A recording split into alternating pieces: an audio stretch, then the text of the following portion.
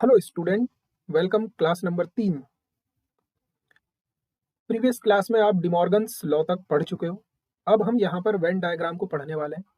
बहुत अच्छा टॉपिक है वेन डायग्राम, क्योंकि अगर आपको वेन डायग्राम समझ में आ गया तो आप जो आपने सेट फॉर्मूला पढ़े थे प्रीवियस सेशन में, उनको आपको लर्न करने की ज़रूरत नहीं पड़ेगी। आप उन फॉर्मूलों को वेन डायग्राम से डिराइव कर लो। तो स्टार्ट करते हैं। सबसे पहला है हमारे पास कॉम्प्लीमेंट। कॉम्प्लीमेंट आप पढ़ चुके हो, कॉम्प्लीमेंट क्या होता है? किसी भी सेट का कॉम्प्लीमेंट होता क्या है? सो वेन डायग्राम के लिए हमें क्या चाहिए? हमें दो चीज़ें चाहिए। सबसे पहला तो एक रेक्टेंगल चाहिए जिसको हम यूनिवर्सल सेट बोलते हैं, है ना? यू हम पढ़ चुके हैं यूनिवर्सल सेट। और इस यूनिवर्सल सेट के अंदर रखे होंगे आपके सेट्स। ध्यान से समझेंगे, इस यूनिवर्सल सेट के अंदर क्या रखे हुए होंगे? सेट्स रखे हुए होंगे। तो सबसे पहले हमें कॉम्प्लीमेंट पढ़ना है किसी भी सेट का। तो अब आप एक चीज ध्यान से देखो, अगर इस यूनिवर्सल सेट के अंदर कोई सेट रखा हुआ है ए, तो ये ए है। ये क्या है? पूरा ये ए है ना? ये हमारे पास ए है।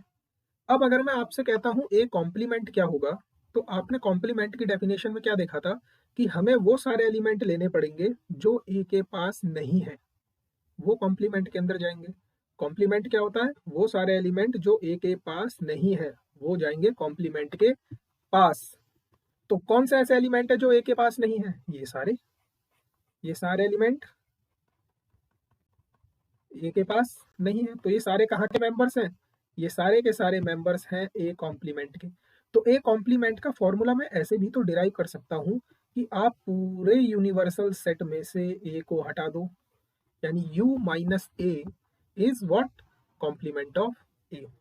ठीक, नेक्स्ट आगे बढ़ते हैं। ये कॉम्प्लीमेंट की कुछ डेफिनेशंस हैं जो हम, सॉरी प्रॉपर्टीज हैं जो हम पढ़ चुके हैं कि अगर आप दोनों का यूनियन करोगे तो आपको यूनिवर्सल सेट मिल जाएगा। इन दोनों में कुछ भी कॉमन नहीं होता। ये दोनों डिमॉर्गन्स लॉ है।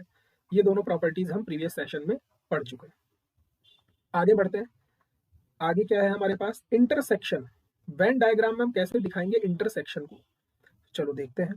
वही सेम चीज। अब इंटरसेक्शन दो सेट्स का है तो हमें दो सेट्स लेने पड़ेंगे, है ना? तो सबसे पहले तो हमें एक रेक्टेंगल की जरूरत पड़ेगी भाई, यूनिवर्सल सेट। ये हमारा यूनिवर्सल सेट हो गया। और इसके अंदर दो सेट, पहला एंड दूसरा, ए एंड बी।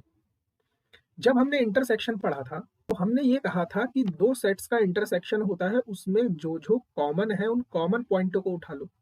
तो अगर आप इन दोनों सेट्स को ध्यान से देखो तो ये तो ए का दायरा है, ये ए की जगह है भाई साहब पूरी की पूरी, है ना? ड्राइंग बहुत बुरी है मेरी। ये पूरी ए की जगह है। बी की जगह कौन सी है भाई? बी की ये जगह है। ये सारी की सारी बी की जगह है। और आपने इंटरसेक्शन में बोला है कॉमन पॉइंट चाहिए। तो अगर आप ध्यान से देखो तो केवल ये वाला हिस्सा ऐसा है जो ए के पास भी है और बी के पास भी है ना? यही तो वो हिस्सा है जो ए के पास भी है और बी के पास भी है। तो इसी हिस्से को बोलते हैं हम ए इंटरसेक्शन बी। ठीक, जो दोनों पे कॉमन है उसको हम क्या बोलते हैं? A intersection B. Next, union. जब आपने यूनियन पढ़ा था तो आपने कहा था कि दोनों सेट्स को कंबाइन करके लिख दो, वो यूनियन है, यही कहा था। तो अगर मेरे पास ये सेट ए है और ये दूसरा सेट मेरे पास बी है, ए एंड बी, तो अगर मैं इनको कंबाइन करने की बात कह रहा हूँ, इसका मतलब ये सारे के सारे एलिमेंट, टोटल एलिमेंट ए के बी के बी, तो ये सारा हिस्सा किस चीज का है? ए यूनियन बी का है। ठीक, डेफिनेशन पे हमारी कमांड है। नेक्स्ट, आपके पास डिफरेंस कैसे दिखाओगे आप वेन डायग्राम में? देखो जी, डिफरेंस भी देखेंगे। तो सबसे पहले तो हम अपना यूनिवर्सल सेट बना लेते हैं। ये हमारे पास यूनिवर्सल सेट हो गया। ये हमारे पास एक सेट हो गया ए, ये हमारे पास दूसरा सेट हो गया B. So this we have A, this we have B. सबसे पहले हम डिफाइन कर रहे हैं ए माइनस बी को। तो ए माइनस बी जब हमने पढ़ा था तो हमने कहा था वो एलिमेंट जो ए के पास तो है पर बी के पास नहीं है। मतलब यहाँ पर हमें वो एरिया लेना है जो ए के पास तो है लेकिन बी के पास नहीं है। तो केवल इतना ही एरिया है आपके पास जो ए के पास तो है पर बी के पास नहीं है। तो ये हिस्सा क्या है?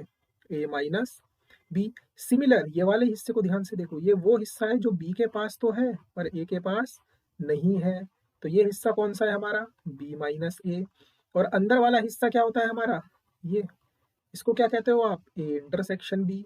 ये आप जस्ट अभी अभी पढ़ चुके हो। तो यहाँ से जरा हम कुछ फॉर्मूले डिराइव कर लें। आ जाओ भाई साहब, सबसे पहला, अगर आप इस पूरे सेट ए को ध्यान से देखो, इस पूरे सेट ए को ध्यान से देखो, तो इसमें दो चीजें हैं, एक तो ए माइनस बी और एक ए इंटरसेक्शन बी, यही दो चीजें हैं। ठीक है, तो अगर मैं आपसे कहूं कि ए माइनस बी के पास कितने एलिमेंट होंगे भाई, तो ध्यान से देखो, इस ए माइनस बी के पास एग्जैक्टली उतने ही एलिमेंट है जितने इस पूरे ए के पास हैं, और उसमें से हम माइनस कर देंगे जितने ए इंटरसेक्शन बी के पास है। यही फॉर्मूला आपने ऊपर पढ़ा था कि ए के सारे एलिमेंटों में से इनके इंटरसेक्शन पॉइंट्स रिमूव कर दो। सेकंड, बी माइनस ए क्या होगा, सेम यही फॉर्मूला लगेगा, बी के सारे एलिमेंटों में से इसके इंटरसेक्शन के पॉइंट रिमूव कर दो। बिल्कुल सही बात है ना। थर्ड फॉर्मूला आपने पढ़ा था एन ए यूनियन बी का, यही पढ़ा था, n A union B. N A union B का मतलब ये टोटल टोटल हिस्सा, अभी जस्ट आपने देखो ऊपर पढ़ा है ध्यान से, वहीं पर फॉर्मूला डिराइव करते हैं, काम करते हैं। ये है ए यूनियन बी, तो इसे ध्यान से देखो, एन ए यूनियन बी का आपने फॉर्मूला पढ़ा ऊपर, एन ए, ध्यान से देखो, ए यूनियन बी के पास ए का भी हिस्सा है, ठीक, प्लस बी का भी हिस्सा है, लेकिन जब आपने इस ए के हिस्से को लिया तो आपने ये वाला लिया, हिस्सा भी लिया कॉमन वाला, जब आपने बी का हिस्सा लिया तब भी आपने दोबारा इसको दो बार काउंट कर लिया, मतलब आपको एक बार इसको हटाना पड़ेगा। तो यही फॉर्मूला आपने ऊपर पढ़ा था, एन ए यूनियन बी बराबर n A plus n B minus n A intersection B. तो वेन डायग्राम का ये फायदा है कि आपको फॉर्मूले रटने नहीं पड़ेंगे। ठीक है।